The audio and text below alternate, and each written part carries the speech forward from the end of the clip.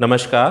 आज मैं आपके समक्ष एक वीडियो ला रहा हूँ और ये वीडियो है एक motor Audi theft insurance claim. तो एक महिला हैं जो दिल्ली एनसीआर में सर्विस करती हैं और ये बात है 2021 की।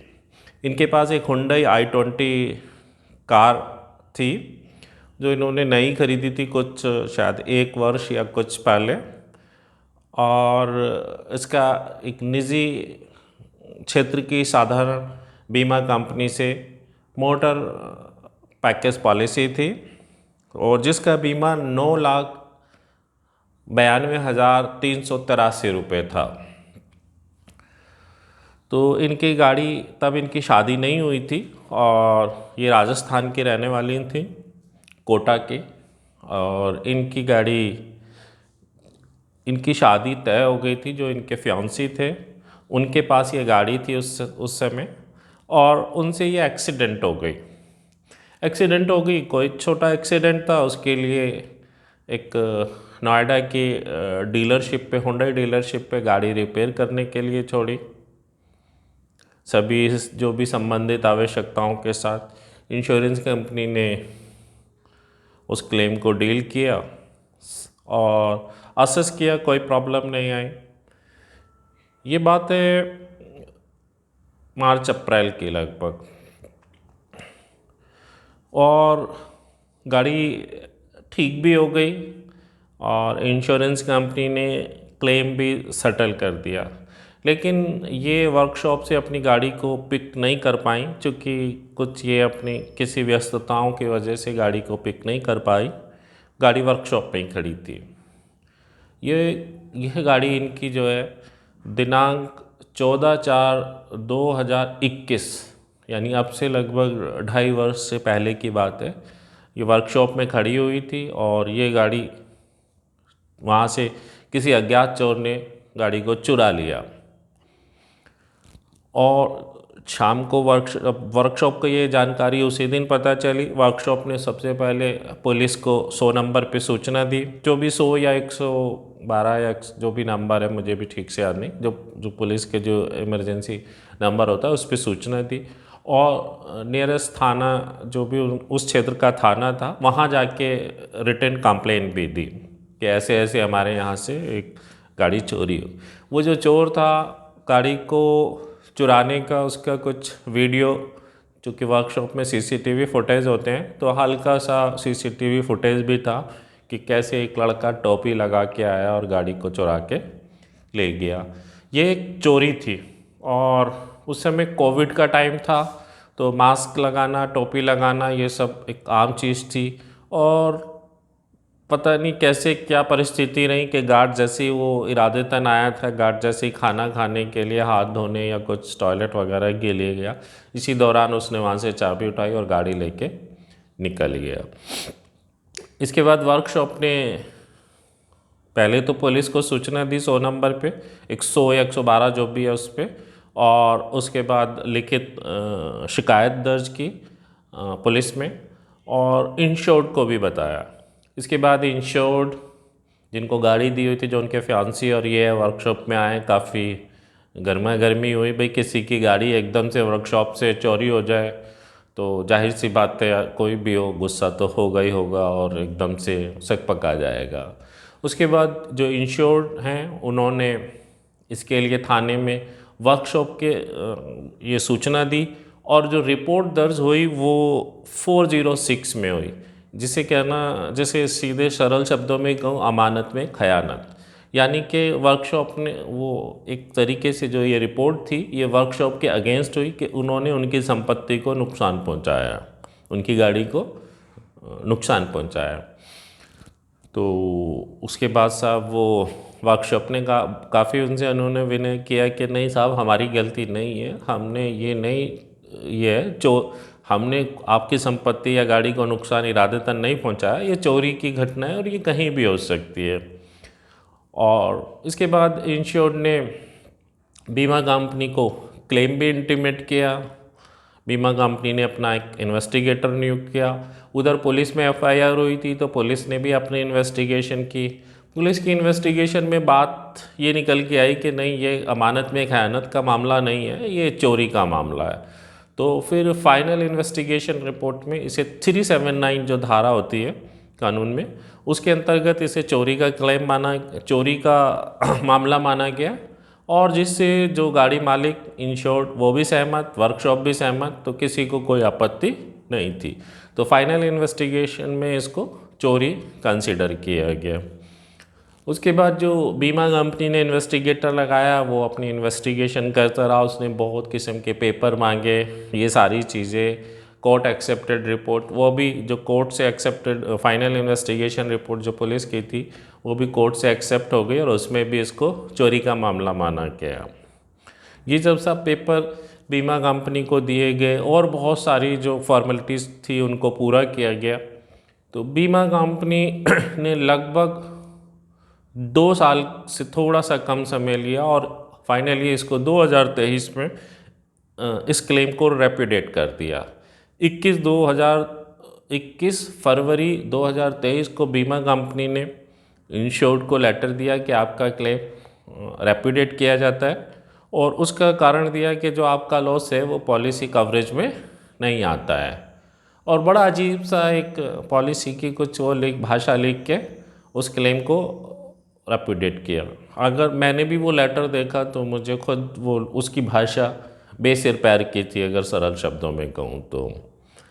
उसके बाद इंश्योर्ड ने इस केस में कंप्लेन की और मेरी भी ये जानकारी में आया और कंप्लेन की कि भाई आपका जो रेप्यूटेशन लेटर है वो लॉजिकल नहीं है और अकॉर्डिंग टू कॉन्ट्रैक्ट नहीं है, चूँकि गाड़ी तो चोरी हुई है और चोरी की कवरेज है, तो ये क्लेम मिलना चाहिए। उसके बाद कम्युनिकेशन बीमा कंपनी से और इंश्योर्ड के बीच चलता रहा। बाद में इंश्योरेंस कंपनी ने कहा साहब ये बेलामेंट एक्ट है, तो ये जो जिम्मेदारी है ये नुकसान की, ये वर्कशॉप की है।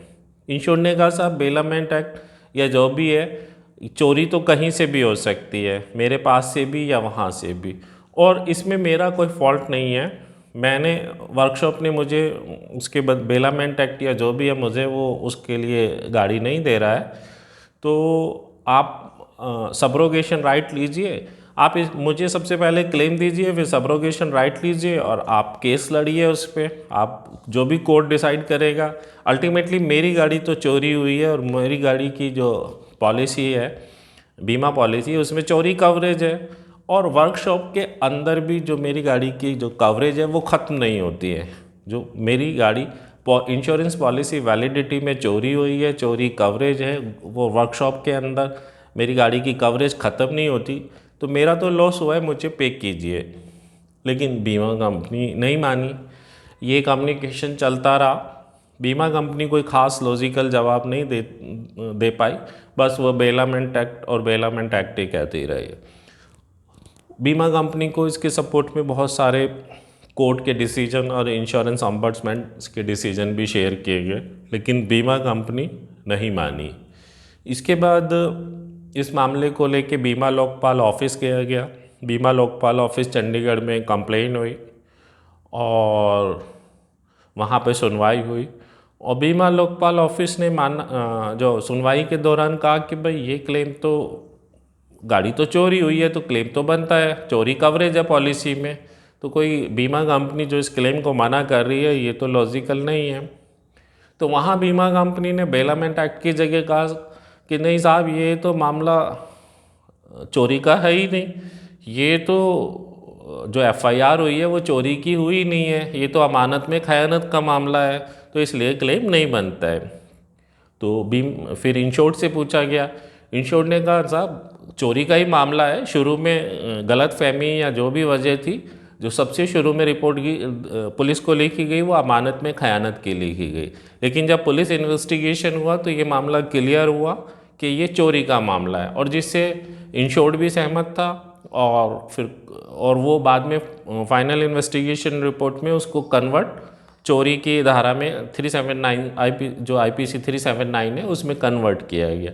तो और जिसे बाद में कोर्ट ने एक्सेप्ट करके भी अनट्रेस रिपोर्ट दी है, तो वो उसकी कॉपी दी गई और उसके बेसिस पे फिर बीमा लोकपाल ने भी माना कि हाँ ये तो चोरी का ही मामला है।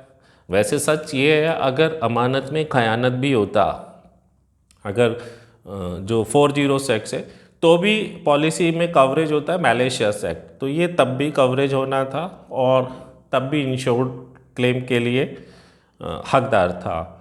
लेकिन खैर ये अमानत में खयानत का मामला ही नहीं था, ये चोरी का मामला था। तो ये सब के बाद बीमा लोकपाल ऑफिस ने 28 सितंबर 2023 को अवार्ड दिया, और जिसमें बीमा कंपनी से कहा गया कि ये साहब आप ये क्लेम बनता है और आपको क्लेम देना चाहिए, और आप क्लेम देने के बाद अपने नुकसान की भरपाई के लिए कोर्ट जाना चाहें तो वो जा सकते हैं। तो ये निर्णय मेल से और हार्ड कॉपी के रूप में मिल गया सितंबर 2023 में लास्ट में। उसके बाद उसको 30 दिन का पालन करने का समय दिया गया था बीमा कंपनी को। बीमा कंपनी कुछ दिन शांत रही, फिर उन्होंने कुछ पेपर्स मांगे क्लेम सेटलमेंट के लिए, ब्लैंक पे डिस्चार्ज बाउचर और बहुत सारे एफिडेविट से लिए गए। वैसे वो अब भर के लेने चाहिए, लेकिन फिर भी गुड फेथ में इंश्योर्ड ने वो बीमा कंपनी को दिए। 1 महीना समय बीत गया और बीमा कंपनी ने तब तक भी क्लेम नहीं दिया। बीमा कंपनी से कुछ मेल अजीब सी आ रही थी, वो फिर कोर्ट और कोर्ट की भाषा, कोर्ट एडवाइज़र, इस किस्म की बातें कर रहे थे, जबकि कोर्ट में तो ये मामला गया ही नहीं। ये बीमा लोकपाल में ये मामला गया था, और बीमा लोकपाल का जो डिसीजन होता है वो इंश्योरेंस कंपनी पे बाइंडिंग होता है। इंश्योरेंस कंपनी को उसे मानना ही होता है, उसके खिलाफ वो कोर्ट में नहीं जा सकती। अलबत्ता इंश्योर्ड जा सकता है। तो इंश्योर्ड तो जा नहीं रहा था, इंश्योर्ड तो सेटिस्फाइड था, उसको आईडीवी मिल रही है, वैसे उसे +2% बैंक का जो इंटरेस्ट है वो भी मिलना चाहिए था, चूँकि डिले इंश्योरेंस कंपनी ने की है। और इंश्योरेंस कंपनी को अगर ये क्लेम रेप्यूटेट करना ही था तो, और इन कारणों पे, तो ये तो पहले दिन से पता थे, इसमें फिर 2 साल का इतना लंबा समय क्यों लिया। लेकिन खैर चलो, इंश्योर्ड को तो इंश्योर्ड का जो आईडीवी वैल्यू चोरी के उसमें मिलना था, वो उससे ही खुश और सहमत था। तो बीमा कंपनी ने 1 महीने से भी ज़्यादा समय लिया। इधर इंश्योर्ड बार बार बीमा लोकपाल ऑफिस और IRDAI को कंप्लेन करता रहा। आखिरकार ये फिर बीमा कंपनी ने 15 नवंबर 2023 को 9,92,000 जो समथिंग रुपये जो भी थे, 1,000 रुपये आईडीवी में से काट के 9,92,883 शायद, वो रुपये NEFT के थ्रू इंश्योर्ड के अकाउंट में ट्रांसफ़र किए और क्लेम सेटल किया। तो इस तरीके से लगभग 2.5 साल से थोड़ा सा ज़्यादा समय लगा। इंश्योर्ड जो बीमा कंपनी ने जो क्लेम उसका नो क्लेम किया था, उसने एक लंबी लड़ाई लड़के, सही तरीके से सही दिशा में लड़के अपने क्लेम को पाया, अपना हक पाया। तो ये बहुत अच्छा निर्णय था, और बहुत भाई इंश्योर्ड ने गाड़ी का रिस्क कवरेज लिया, चोरी के अगेंस्ट भी उसका कवरेज है। इंश्योर्ड की गाड़ी चोरी हो गई तो बीमा कंपनी की तो जिम्मेदारी बनती है। बीमा कंपनी यहाँ पर अपनी जिम्मेदारी से भाग रही थी। हाँ, अगर बीमा कंपनी को लगता है कि इस लॉस के लिए जिम्मेदार वर्कशॉप है, तो बीमा कंपनी इंश्योर्ड को क्लेम दे और सब्रोगेशन राइट ले, और उसके बाद वर्कशॉप पे क्लेम का दावा करे कोर्ट में। ये कोर्ट डिसाइड करेगी कि इस गलती के लिए जो चोरी हुई जिम्मेदार वर्कशॉप है, या एक चोरी है जो कहीं से भी हो सकती है, वर्कशॉप से भी हो सकती है, इंश्योर्ड के घर से भी हो सकती है, इसमें कंट्रीब्यूशन वर्कशॉप का नहीं है। ये कोर्ट डिसाइड करेगी, और अगर कोर्ट डिसाइड करेगी तो वो उससे वर्कशॉप से जो भी वर्कशॉप है उसे ले सकती है। वैसे सच ये है कि जो वर्कशॉप है उसका भी ये जो गाड़ियाँ सर्विसेज के लिए या क्लेम्स के लिए आती हैं, उसके लिए भी उसके पास कवरेज पॉलिसी है। लेकिन चूँकि जो क्लेम इंश्योर्ड ने किया तो अपनी बीमा पॉलिसी पे किया, तो उस पॉलिसी पे जो जिम्मेदारी है कॉन्ट्रैक्ट के अकॉर्डिंग वो बीमा कंपनी की बनती है। गाड़ी चोरी एक कवरेज थी बीमा पॉलिसी में, तो ये कहना कि साहब ये लॉस पॉलिसी कवरेज के अंतर्गत नहीं आता, तो ये बिल्कुल भी सही नहीं था। और बीमा कंपनी ने अजीब से रीज़न दिए और इतना लंबा समय लगाया, 2 साल शायद 1 साल 10 महीने बाद क्लेम रेपुटेशन लेटर दिया। तो ये बहुत ही ज़्यादा अजीब था, बहुत ही ज़्यादा इलॉजिकल था। तो इस तरीके से इंश्योर्ड को अपना पूरा जो आईडीवी अमाउंट जो मिलना चाहिए था माइनस एक्सेस क्लॉज वो मिला, और ये बहुत अच्छा निर्णय था। तो ये मैंने आपके समक्ष रखा कि अगर कभी भी कोई क्लेम में कोई आपके साथ गलत हो रहा है, नियम विरुद्ध हो रहा है, तो सबसे पहले ये जानिए कि आपके साथ गलत क्या है, सही नियमों के अकॉर्डिंग क्या होना चाहिए था और क्या गलत है। उसके बाद उस गलत के लिए आप सही तरीके से प्रोसेस बाय शिकायत कीजिए, और अगर आप सही तरीके से सही शिकायत करेंगे तो आपको न्याय ज़रूर मिलेगा, आपका वाजिब बीमा क्लेम हक ज़रूर मिलेगा। यहाँ देर हो सकती है लेकिन अंधेर नहीं है, तो कोशिश ज़रूर कीजिए। इसीलिए ये मैंने आपके समक्ष वीडियो लाया। आशा करता हूँ आपको पसंद आएगा, और अब इसको यहीं विराम देते हैं। नमस्कार।